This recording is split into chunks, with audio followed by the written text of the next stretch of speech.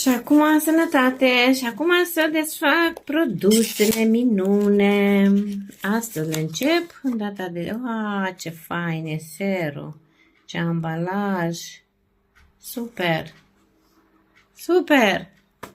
Vezi ce fain mă fac, ce bine o să arăt. Uite așa.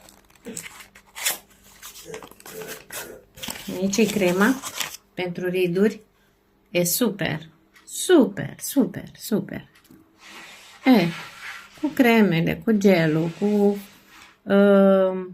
serul, cu colagenul, atunci să vezi. Bun, ce-am uitat? O dischetă.